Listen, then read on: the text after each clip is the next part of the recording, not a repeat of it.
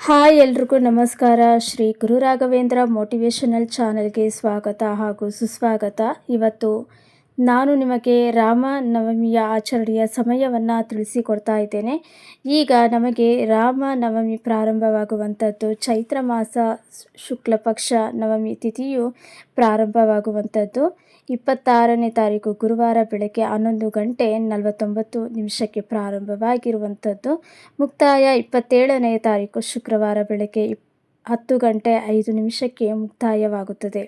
ಈಗ ನಾನು ಗುರುವಾರ ಆಚರಣೆ ಮಾಡಬೇಕಾ ಶುಕ್ರವಾರ ಆಚರಣೆ ಮಾಡಬೇಕಾ ಅನ್ನೋದ್ರ ಬಗ್ಗೆ ತುಂಬ ಜನಕ್ಕೆ ಗೊಂದಲವಿರುತ್ತದೆ. ಇವತ್ತಿನ ಒಂದು ವಿಡಿಯೋದಲ್ಲಿ ನಾನು 2 ದಿವಸದ ಒಂದು ವಿಚಾರದ ಬಗ್ಗೆ ಸಂಪೂರ್ಣವಾಗಿ ಮಾಹಿತಿ ಕೊಡ್ತಾ ಇದ್ದೇನೆ.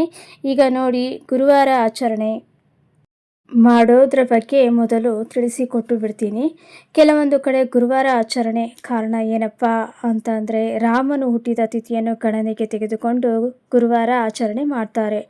ಅವನು ಹುಟ್ಟಿದ ಸಮಯ ಯಾವಾಗ ಅಂತಂದರೆ, ಗುರುವಾರ ಅಂದರೆ ರಾಮ ಜನ್ಮ ಮುಹೂರ್ತ ಬಂದಿರುವಂಥದ್ದು ಬೆಳಗ್ಗೆ 11:13 ಮಧ್ಯಾಹ್ನ 1:41. ಹಾಗಾಗಿ ಗುರುವಾರದ ಆ ತಿಥಿ ಇರೋದರಿಂದ ತುಂಬ ಜನ ದೇವಸ್ಥಾನಗಳಲ್ಲಿ ಆಗಿರ್ಬೋದು ಅಥವಾ ಮನೆಗಳಲ್ಲಿ ಆಗಿರ್ಬೋದು ತುಂಬ ಜನ ಗುರುವಾರ ಆಚರಣೆ ಮಾಡ್ತಾರೆ. ಆದರೆ ಶುಕ್ರವಾರ ಯಾಕೆ ಆಚರಣೆ ಮಾಡಬೇಕು ಅನ್ನೋದ್ರ ಬಗ್ಗೆ ನಾನು ಇವತ್ತು ಮೊದಲು ಸಂಪೂರ್ಣ ಮಾಹಿತಿ ಕೊಡ್ತೀನಿ. ನೋಡಿ, ನಾವು ಮೊದಲು ಸೂರ್ಯೋದಯದ ಸಮಯವನ್ನು ಗಣನೆಗೆ ತೆಗೆದುಕೋಬೇಕಾಗಿರೋದ್ರಿಂದ ಶುಕ್ರವಾರ ಆಚರಣೆ ಮಾಡಬೇಕು. ಮತ್ತೊಂದು ಬಹುಮುಖ್ಯವಾಗಿ ವಿಷಯ ಏನಪ್ಪ ಅಂದರೆ, ರಾಮನು ಹುಟ್ಟಿರುವಂಥದ್ದು ಹಗಲಿನ ಸಮಯದಲ್ಲಿ. ಆದರೂ ಕೂಡ ಶ್ರೀರಾಮನು ಸೂರ್ಯ ವಂಶಸ್ಥನಾಗಿದ್ದು ಶಕ್ತಿಯ ಪ್ರತೀಕವಾಗಿರುವ ಸೂರ್ಯ ದೇವನ ಆರಾಧನೆಯ ಮೂಲಕ ನಾವು ರಾಮನ ಪೂಜೆ ಮಾಡ್ತೇವೆ. ಹಾಗಾಗಿ ನಾವು ಶುಕ್ರವಾರದ ದಿವಸ ನಾವು ಸೂರ್ಯೋದಯದ ತಿಥಿಯನ್ನು ಗಣನೆಗೆ ತೆಗೆದುಕೊಂಡು ನಾವು ರಾಮನ ನವಮಿಯನ್ನು ಶುಕ್ರವಾರ ದಿವಸನೇ ಆಚರಣೆ ಮಾಡಬೇಕಾಗುತ್ತೆ. ಮತ್ತೊಂದು ಮಾಹಿತಿ ಏನಪ್ಪ ಅಂದರೆ, ಪುನರ್ವಸು ನಕ್ಷತ್ರದಲ್ಲಿ ಆಚರಣೆ ಮಾಡಿದರೆ ನಮಗೆ ತುಂಬಾ ಶುಭ ಫಲ ಸಿಗುವಂಥದ್ದು.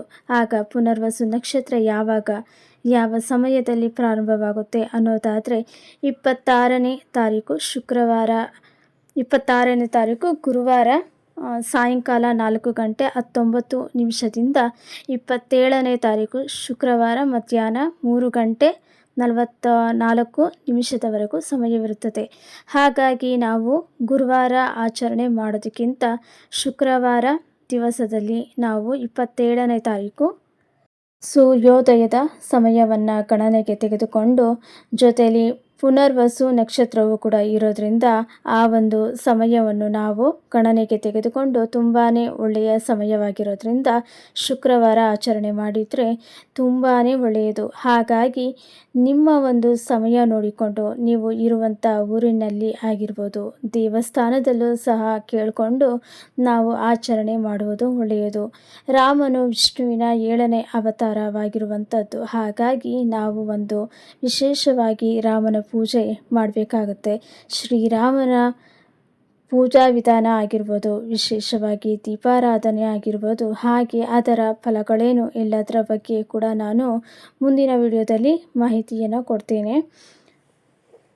ನಾನು ನಿಮಗೆ ಗುರುವಾರ ಆಚರಣೆ ಮಾಡಬೇಕಾ ಅಥವಾ ಶುಕ್ರವಾರ ಆಚರಣೆ ಮಾಡಬೇಕಾ ಅನ್ನೋದ್ರ ಬಗ್ಗೆ ಮಾತ್ರ ಮಾಹಿತಿ ಕೊಟ್ಟಿದ್ದೇನೆ. ಹಾಗಾಗಿ ಇದು ಎಲ್ರಿಗೂ ಉಪಯುಕ್ತವಾಗಿದೆ ಎಂದು ಭಾವಿಸ್ತೇನೆ. ದಯವಿಟ್ಟು ಈ ಒಂದು ವಿಡಿಯೋದಲ್ಲಿ ಆದಷ್ಟು ಎಲ್ರಿಗೂ ಶೇರ್ ಮಾಡಿ, ಲೈಕ್ ಮಾಡಿ, ಕಮೆಂಟ್ ಮಾಡಿ. ಹಾಗೆಯೇ ಸಬ್ಸ್ಕ್ರೈಬ್ ಮಾಡ್ಕೊಂಡಿಲ್ಲ ಅಂದರೆ ದಯವಿಟ್ಟು ಸಬ್ಸ್ಕ್ರೈಬ್ ಮಾಡ್ಕೊಳ್ಳಿ. Thanks guys.